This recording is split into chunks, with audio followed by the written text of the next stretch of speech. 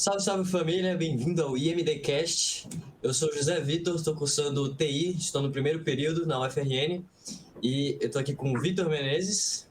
Opa, bom dia galera, meu nome é Vitor Gabriel Ribeiro Menezes, eu sou calouro de TI também, entrei esse ano e eu sou totalmente leigo na área, pelo menos era, né? Hoje já não considero tanto assim, mas é isso.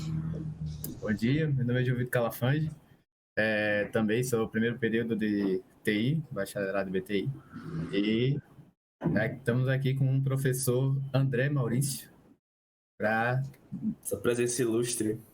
bater um papo com a gente sobre a matéria de pensamento computacional. Por favor, se apresente. Olá pessoal, meu nome é André Maurício, sou professor de pensamento computacional do pessoal que está entrando agora pela primeira vez aí no BTI. E aí recebi esse convite aí para falar um pouco da disciplina e do curso, talvez de um modo geral.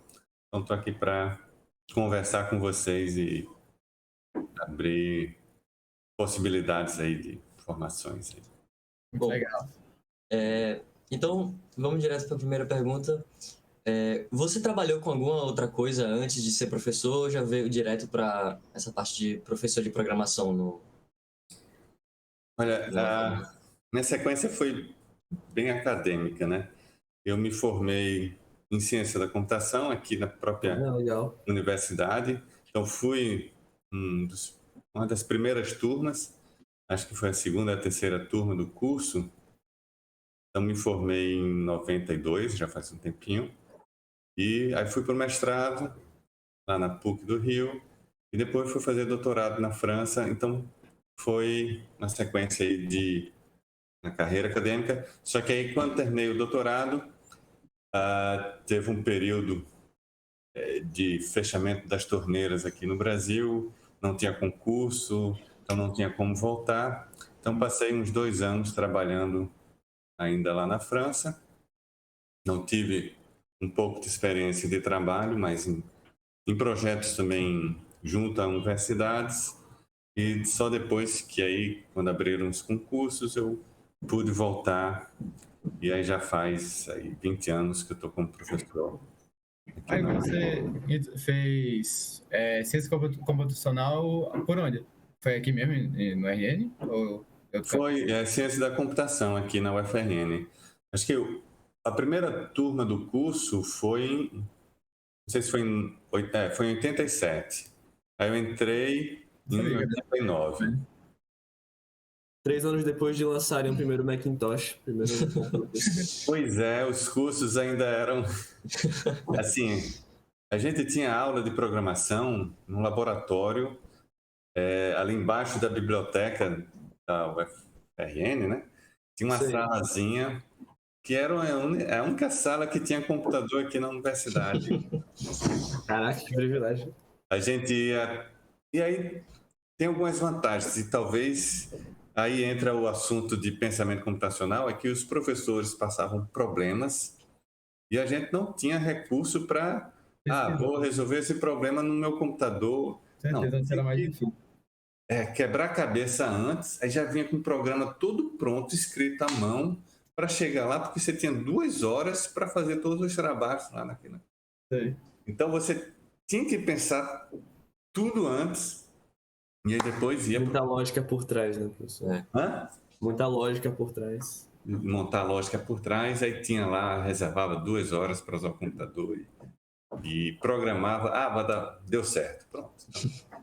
Legal. E o que te fez escolher ciência da computação? Você já tinha um interesse prévio, né, nessa questão mais tecnológica ou surgiu assim? Tinha interesse durante o ensino médio.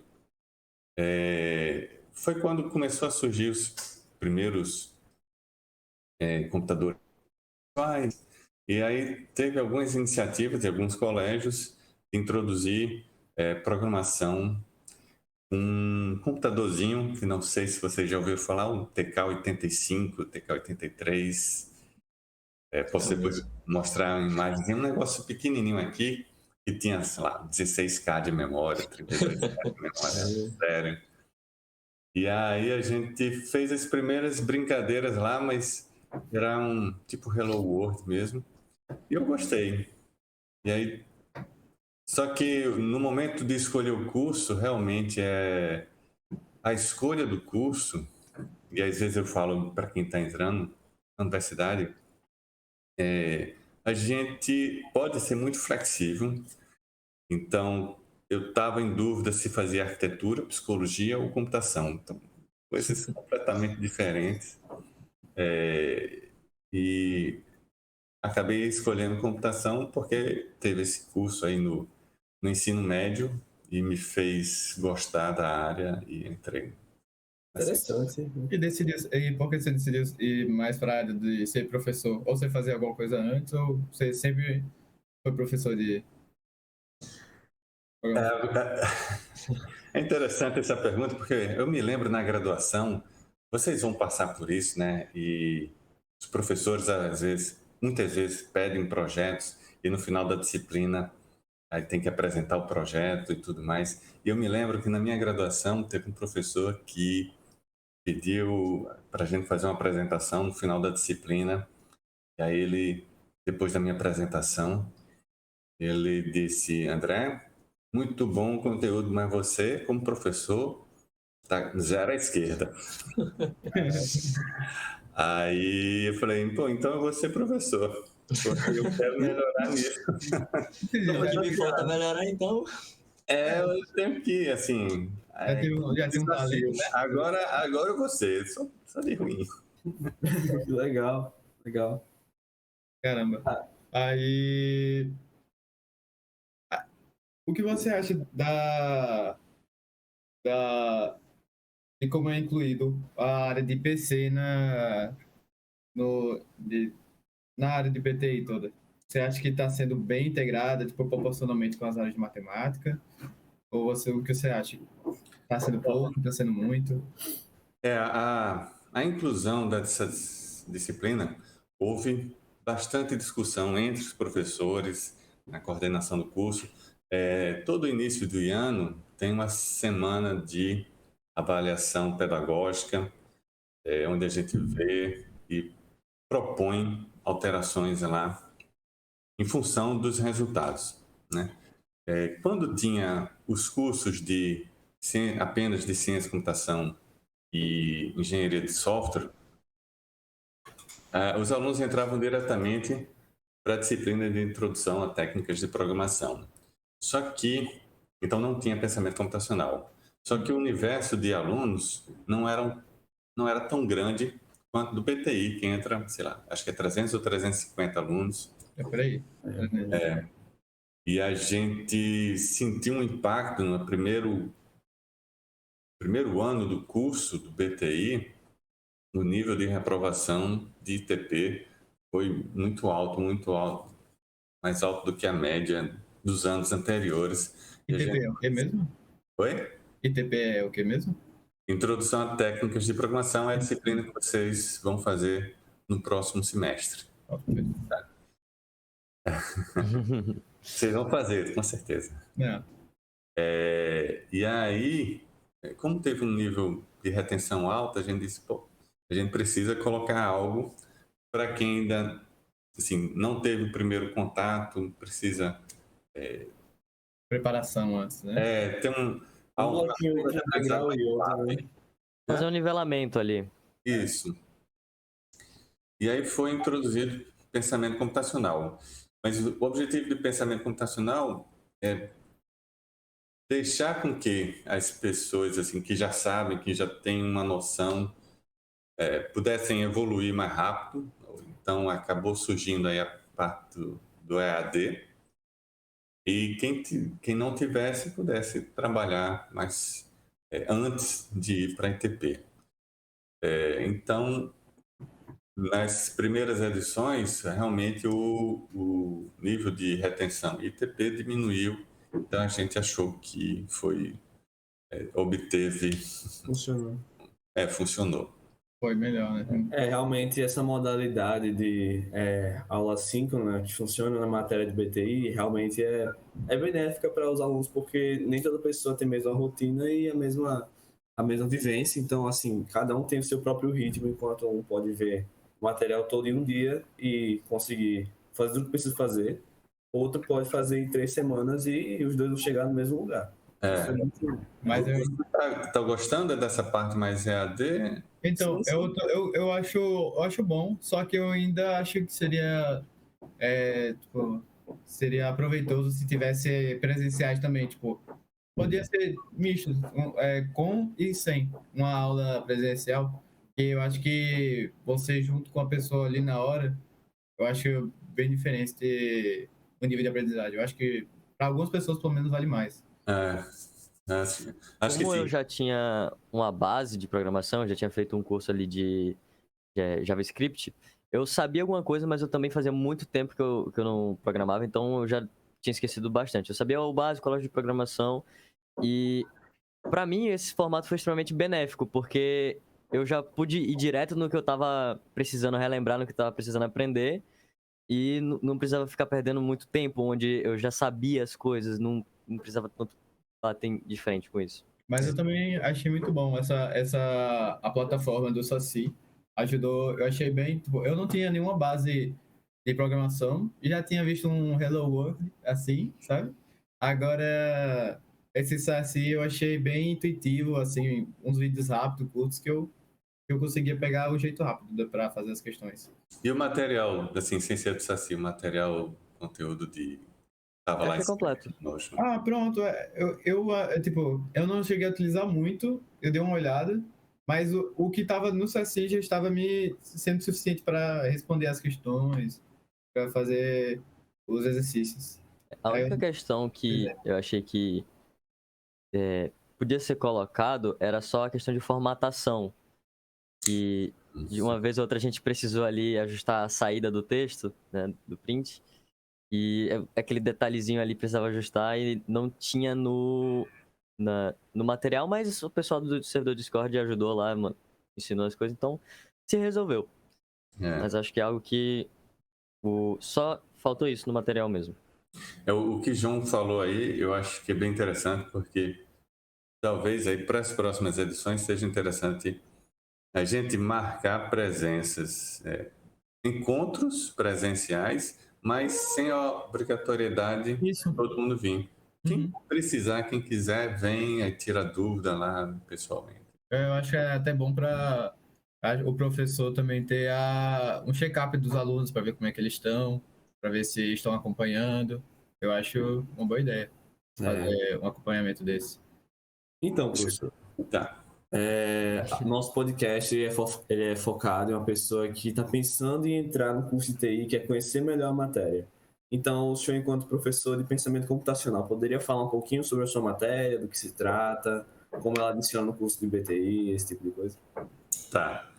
Eu vou dar uma visão geral do que é pensamento computacional, de onde surgiu, por que surgiu, né? E o que é que ela está fazendo ali no curso de graduação. Lá no início dos anos 2000,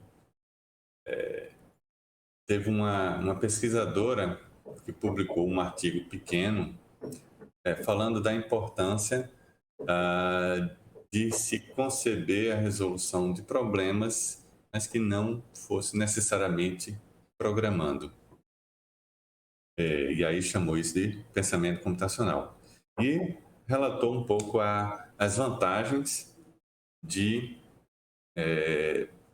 desse tipo de ação, assim, em relação às habilidades e competências que as pessoas desenvolvem, tentar pensar em como resolver os problemas de forma computacional, mas mais abstrato, sem ir necessariamente para o concreto numa linguagem de programação.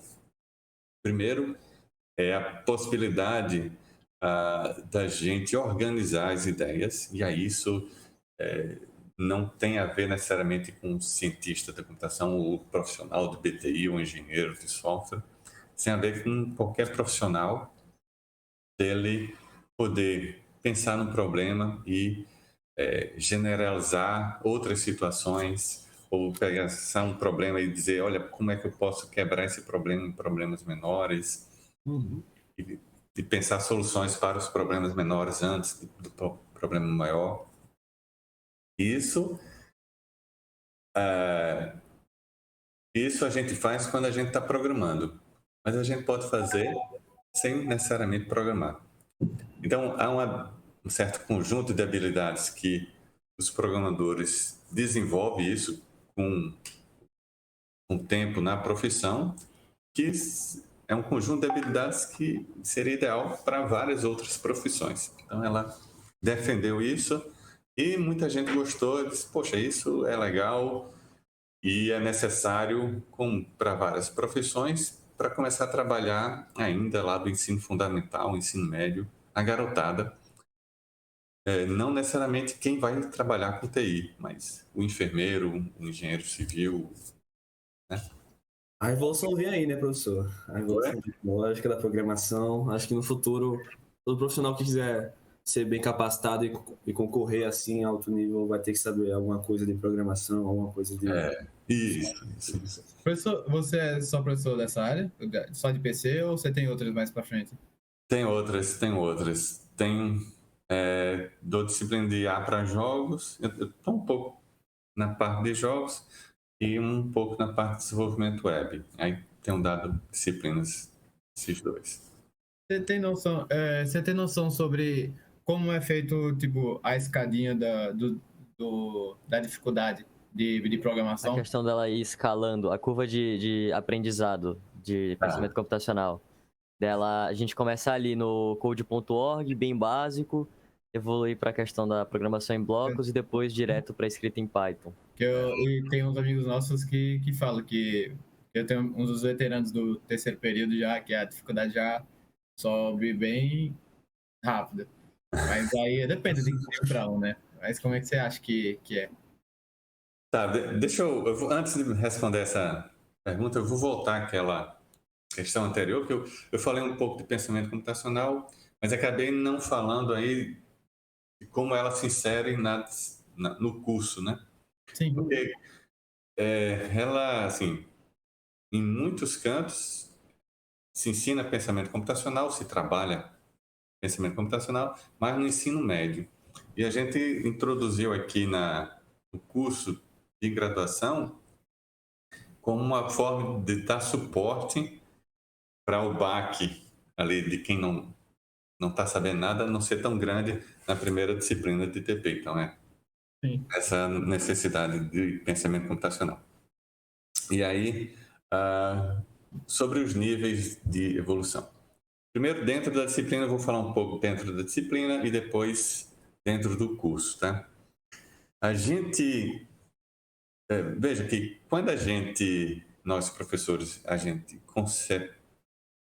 cria a concepção, né? Conceptua uma disciplina, a gente faz isso teoricamente e depois a gente tem que pegar o feedback de vocês, alunos, e dizer, poxa, o que foi bom, o que foi ruim, e tentar adaptar, melhorar, ajustar em função do feedback de vocês. Então, depois vocês vão me passar o feedback aí, certo?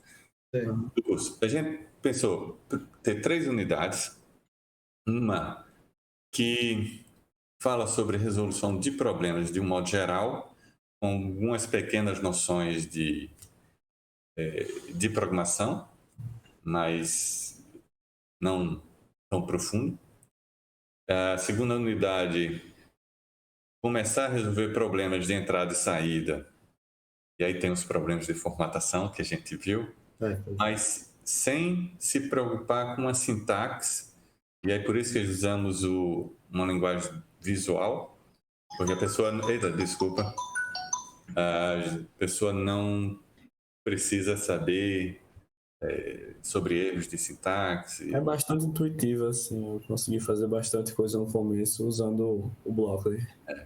E aí depois, um pontapé inicial com os mesmos tipos de problemas, só que agora a pessoa se preocupando com uma sintaxe, de escrever corretamente os comandos e tudo mais.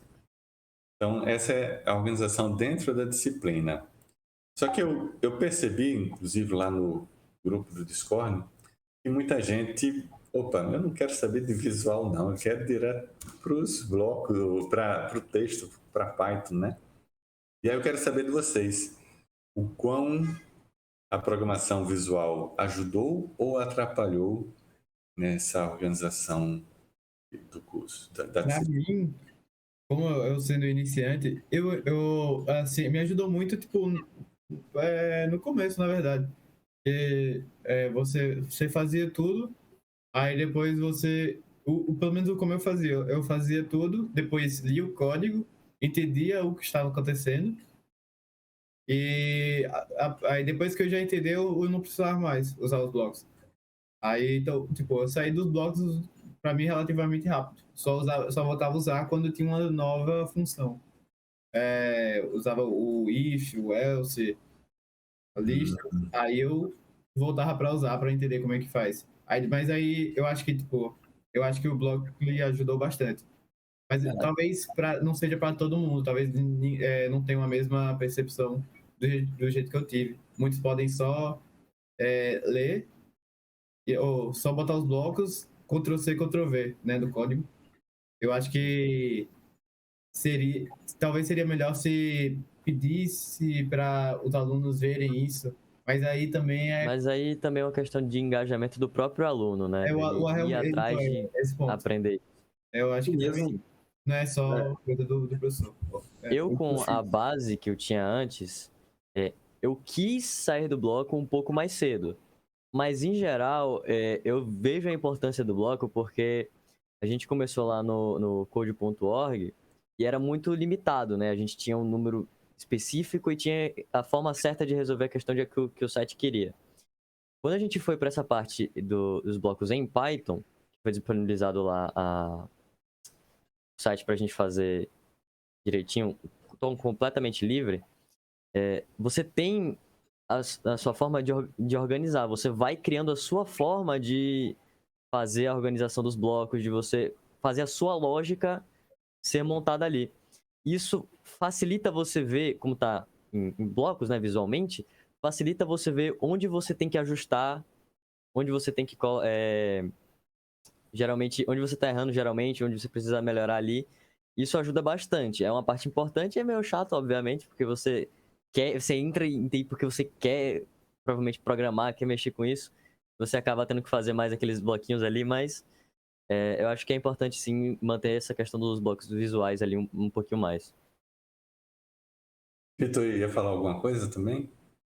Eu sei dizer mesmo coisa de Calafanja, eu sou totalmente iniciante, né? Então, quando tem gente mais experiente que já chega no curso TI com sangue nos olhos para começar a programar, assim, tipo, a parte do bloco foi muito importante para mim, porque eu consegui entender a lógica por trás antes de entender questões de indentação, de bibliotecas e tudo isso para mim, você saber como resolver o problema, eu acho até mais importante do que você saber resolver o problema para aquela linguagem ou então para aquele tipo de situação. Saber generalizar é muito importante. João falou alguma coisa que eu estou refletindo, que cada um tem sua velocidade, né, de pegar. Talvez uma coisa que a gente precisa mexer no curso não ter essa clara separação entre a unidade 2 e a unidade 3, porque a gente meio que criou a unidade 2, programação visual, unidade 3, mas se o cara fez lá, viu como era o if no bloco, é assim, e o resultado é um comando if, sei lá, 2, 3 vezes depois já está escrevendo o if sem precisar voltar ao bloco. É isso mesmo. É só para o pontapé inicial mesmo. Sim, aí agora sobre as dificuldades, o grauzinho lá ao longo do curso. Eu acho que ITP, mesmo sem querer, naturalmente, acabou ficando mais difícil do que era antigamente, quando os alunos entravam diretamente em ITP. Porque agora a base não tem mais, né? Eu acho que... E aí, assim, refletindo aqui um pouco, nós professores, no início de ITP, a gente dava pelo menos a mão aos alunos, vamos ali, computador é assim, isso aqui é memória, sei lá. Agora você já vem com uma certa lógica de programação, Então a gente já começa um pouco mais lá na frente do que era antes, né? Sei. Eu senti, acho que em algumas edições anteriores, alguns anos anteriores, que pensamento computacional não tinha essa parte de resolução de problemas de entrada e saída, eram projetos mais livres. Enquanto chegava em TP, que era bem focado em problemas de competição, de entrada e saída, então tinha um baque maior. Então, é por isso que esse ano vocês estão vendo uma nova versão do pensamento computacional, onde desde a segunda unidade vocês estão resolvendo problemas. Dada essa entrada, eu quero essa saída. E talvez, então, o baque seja menor em ITP. Os problemas vão ser similares. Sei. Enfim, a escada vai se ajustando. Com a gente, né? Também. Certo. Peraí, falei isso.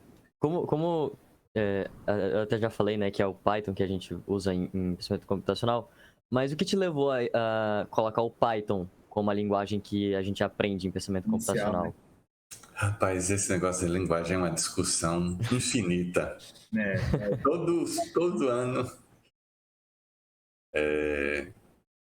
O Python é uma linguagem fácil de aprender.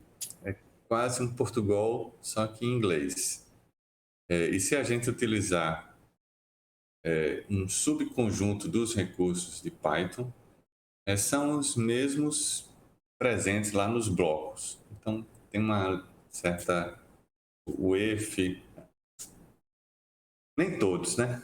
Porque tem aquele... Para percorrer uma sequência, tem aquele range, que é um pouco diferente do que está nos blocos. Mas, em termos de sintaxe, acaba sendo mais fácil do que várias outras linguagens. E tem um ponto que é interessante, que é a indentação. Apesar de muita gente não gostar, mas é algo que ela obriga e é uma boa prática. E que, às vezes, quem está começando com C++ ou JavaScript, que não obriga indentação, a gente indenta para visualizar melhor, mas a gente pode fazer o código completamente dentro. A questão da organização, né, professor? Então, vocês começarem a programar com uma linguagem que obriga vocês a organizarem visualmente o código, é melhor para o futuro aí das próximas linguagens que vocês pegarem. Sim. E como, tendo em vista minha base em JavaScript, eu digo que assim, Python ele realmente pega na sua mão e te guia assim na hora de fazer a programação. Porque JavaScript você tem que você tem muito mais, digamos assim, código para fazer uma mesma coisa, né? Você tem que declarar mais coisas para ele funcionar. O Python ele é bem mais simples, bem mais limpo, até de você fazer um código visualmente olhando.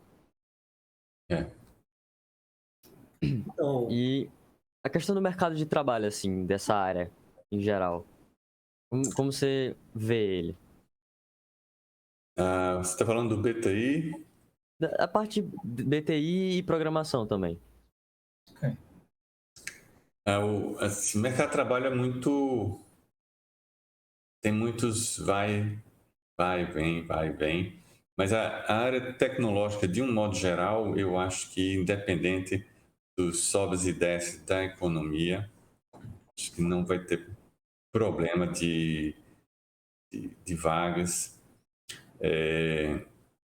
A gente pode fazer um pouco um exercício de futurismo aqui, imaginar o futuro daqui a 15, 20 anos, que é quando vocês vão estar no auge aí na carreira de vocês. Então, eu vou tentar fazer aqui um pouco de futurologia, tá? Eu imagino que daqui a 20 e poucos anos, os programas fiquem bem mais fáceis de serem feitos e vai requerer menos programadores. A gente está atualmente aprendendo, vocês estão aprendendo uma linguagem de programação, estão fazendo o código numa sintaxe formal. É possível que daqui a 20 anos vocês estejam fazendo sistemas, mas como se estivesse desenhando, colocando componentes, combinando elementos e até talvez falando: olha, eu quero um sistema que tenha isso, isso, isso. E vai ter profissionais de outras áreas que vão estar fazendo aplicações também. Ao invés de ser vocês que estão fazendo as aplicações para os clientes, os próprios clientes vão ter habilidades suficientes para dizer: eu quero um aplicativo móvel que vai ajudar na minha profissão, precisa disso, e ele mesmo faz. Como, assim, uma comparação, no início da internet, quem fazia os sites web eram programadores voltados para isso. E aí depois começou a surgir o WordPress. Popularizar em cada um. Eu não preciso mais contratar um profissional para criar o site da minha empresa. Eu tenho Você vai ferramenta. nessa base que já preparada e visualmente você monta o seu site, né? Então é possível que daqui a 20 anos outros profissionais comecem a fazer também suas próprias aplicações. Interessante. Mas, ao mesmo tempo, vai surgir aplicações mais complexas. Vai surgir aplicações envolvendo ciências de dados, aprendizado de máquina, coisas que vale a pena vocês começarem a investir agora, porque daqui a 20 anos não é todo mundo que vai poder fazer. Conhecimento, né? Vou anotar aqui. Eu já estou procurando também entrar mais da ciência de programação ou ciência da computação para a área da machine learning, que eu acho bastante interessante. Acho que o mercado para ela parece ser tá aumentando mais. Assim como as outras estão aumentando, mas essa daí é uma mais complexa. É que é a inovação do momento, né? Essa questão de machine learning, das inteligências artificiais fazerem o serviço por trás mais complexo. E cada vez mais complexidade, mais demanda. Tá? Mais demanda por profissionais qualificados. Com certeza. Bom, voltando agora para a matéria em si, sobre as plataformas lá, que a gente comentou do code.org e das aulas do SASS, né? Por que você escolheu elas, assim, o que elas trazem de benefício, assim, para o material da matéria? Eu vou fazer, então, vou responder, mas primeiro vou fazer uma pergunta. Vocês gostaram de usar o code.org? Sim, sim. Eu, no meu caso, assim, eu achei... Aqui eu acho que depende para cada pessoa. Eu achei mais chato, talvez eu... Eu achei ele mais repetitivo, né? Ele insistia em você repetir várias vezes o mesmo conceito. Tipo assim, a gente, por exemplo, tinha as questões do loop. A gente tinha lá 10 questões fazendo loop, só que eram todas muito parecidas. Então a gente não tinha aquele nível de aprendizado muito grande. A gente se mantinha na base. Eu achei fácil e achei muito longo, ou seja, chato por fazer muito disso, sabe? Então, só foi, né, algo mais tedioso. Mas, tipo, depende para cada pessoa. Tem pessoa que tem mais dificuldade em raciocínio lógico, então talvez fosse melhor. Mas, por minha pessoa, eu só achei menos legal, assim de se falar. Não, mas faz sentido isso que vocês falaram, realmente. A gente passou várias atividades e, de fato, para alguns podia passar rápido. Pois é. Outros não. Acho que o conceito de repetir bastante a mesma ideia é justamente para que você não faça uma vez e esqueça. Eu gostaria de falar também sobre o curso, assim, em geral, o que você acha. Porque minha experiência que eu tô tendo agora no primeiro período é que são muitas matérias, são 7 matérias que a gente tá pagando, certo? Só que, tipo, 3 delas são matemática. Normal, mas o que acontece é que, tipo, a nossa matéria de ME, por exemplo, ela tá sendo, eu acho que para muitos está sendo muito assustadora, né? Que é algo bastante diferente e algo muito demorado para aprender. Desculpa, Aí, desculpa. não, tudo bom. Aí, e eu sinto pouca, eu sinto pouca matéria de programação. Tipo, gastar mais tempo com programação. Porque essas matérias a gente vê tanto. Por exemplo, eu passo a maioria de todos os dias estudando essa mesma matéria.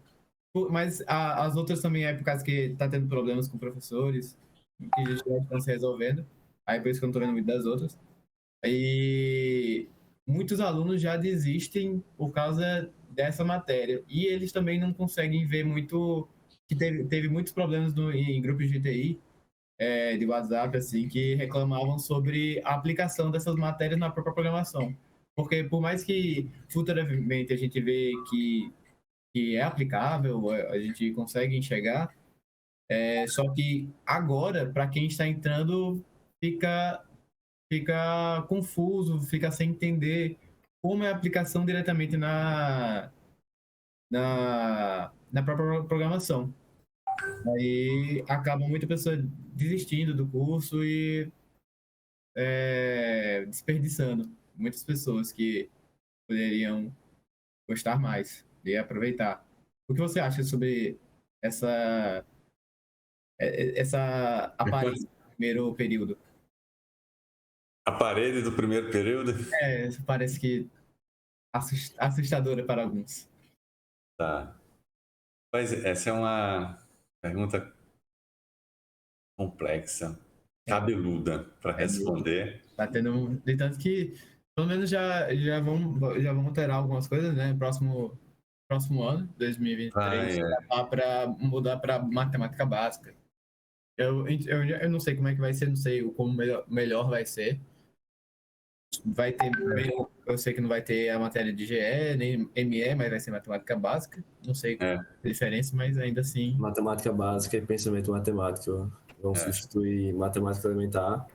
E a matéria de geometria euclidiana vai sumir e só a parte de lógica que vai ser colocada dentro de pensamento matemático. Aí entra demonstração, lógica e os problemas. E que são tipo. E se a pessoa não quiser fazer, também é um grande atraso, né? Porque se você perde qualquer você atrasa a FMC, que é uma base importante. Olha, eu não estou muito por dentro das mudanças que tem nas disciplinas de matemática, mas sei que tem visões divergentes aí dos diferentes professores, embates calorosos sobre como deve ser o primeiro período, os primeiros períodos. Eu posso falar um pouco do que está atualmente. O que vai ser mudado, eu não sei, não conheço a fundo. Tá? Do que está atualmente,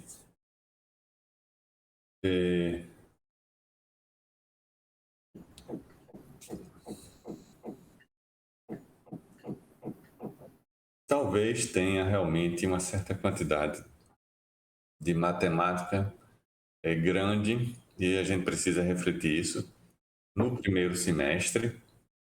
E aí, parte dos professores pensam que isso já dá uma base para os próximos semestres e outros dizem assim, o primeiro semestre não é necessariamente... Existem duas formas de se pensar no primeiro semestre. Uma forma de se pensar o primeiro semestre é aquele que a gente tem que fazer com que os alunos gostem do curso. Se motivem, né? Isso. E tem a visão de dizer, nós temos que preparar os alunos para o que vem no curso. E esse preparar para o que vem no curso faz com que a muralha saia da parte da motivação, né? E a outra diz assim, não, mais importante do que preparar é fazer com que as pessoas gostem. E aí faz com que a muralha diminua. Encontrar um meio termo é um dilema muito grande. Assim como é de programação, com pensamento computacional, ITP e assim vai. Mas eu concordo aí com vocês de que as disciplinas de matemáticas poderiam ser mais espalhadas, ter mais programação no primeiro semestre. E muitas vezes o aluno que vem para o BTI já quer mais trabalhar, né, nessa parte de programação, né? Mas, assim, eu não saberia dizer qual dessas duas visões quase antagônicas é a ideal, se a gente precisa ter lá um meio termo. E talvez esse meio termo que faz com que as discussões entre os professores sejam... não tem como alguém para me decidir o que é certo e o que é errado, né? Certo? Entendi. Ou seja, não respondi a sua questão. Mas aí, tipo... Mas só para saber o que você acha de sua opinião, o que você acha mais importante, assim, seria a motivação, porque eu também acho que, tipo, na verdade, eu não sei se seria algo possível, ou talvez seja algo muito complexo, se houvesse acordo entre os professores, sabe, de demonstrar na área da programação a sua matéria. Ou pelo menos visualizar o caminho, mostrar, dar uma apresentação melhor para ela. Ao invés só da matemática, e sua visão fica bastante inclusa. Você acha que seria... é muito complexo esse negócio de juntar para visualizar, para mostrar? Mas a gente também tem que ver o seguinte, tem como juntar, mas alguns problemas que vocês vão enfrentar aí no dia a dia, principalmente você, que você disse que é um pouco aí de aprendizado de máquina, acho interessante e tudo mais, e muitos dos problemas quase que não vão envolver programação, são problemas matemáticos. Sim, né? As primeiras versões lá no Google, que o Google, o grande tchan das ferramentas de pesquisa do Google, foi um ranqueamento de páginas em função dos interesses e tudo mais, e isso foi um problema resolvido matematicamente. Interessante. Eles usaram lá uma parte de álgebra, que eu também não sei explicar direito, mas que tinha os modelos matemáticos para dizer que páginas são mais importantes para ser apresentado quando se faz uma busca. Essa parte não precisa de programação nenhuma. É matemática. É matemática pura. Verdade. Para mim só falta a demonstração isso para as pessoas. Tipo, muitas pessoas não conseguem ver isso, mas realmente que também é complicado você mostrar uma tecnologia dessa assim, né? Algo que nem todo mundo vai conseguir entender também. Mas você gostaria de adicionar mais alguma coisa assim sobre o curso, sobre a matéria? Fazer alguma pergunta pra gente, assim? Eu fazer uma pergunta para vocês. Na verdade, acho que na nossa conversa vocês acabaram respondendo, porque uma grande dúvida minha era da importância da programação visual lá com os blocos na segunda unidade, se valeria mais a pena já partir para Python diretamente ou não. Acho que vocês meio que responderam. E o que eu obtive aí como resposta é importante, mas desde que a gente possa entrar e sair rapidamente. Resumindo. Sirva como uma escadinha que leve a um outro patamar. Ou então, rapidamente, não. A gente tem a liberdade de seguir em frente. Exatamente. Pronto. Massa. Bom, Poético, José. Bom, então é isso. Esse foi o IMDcast de Pensamento Computacional. Agradeço muito a sua companhia por ter participado, aceitado, né, senhor André? E a presença de André Campos aí. É isso aí, pessoal. Muito obrigado aí pelo convite, obrigado aí por conhecer vocês. A gente só interage às vezes lá no Discord com mensagem. É muito bacana ter esse contato aí com vocês. Eu concordo. Tá bom conhecer. Pois, muito obrigado. Professor, foi ótimo conversar com o senhor. Bacana. Bom sucesso aí no curso aí. Boa continuação. Obrigadão. Valeu, pessoal. Valeu. Valeu.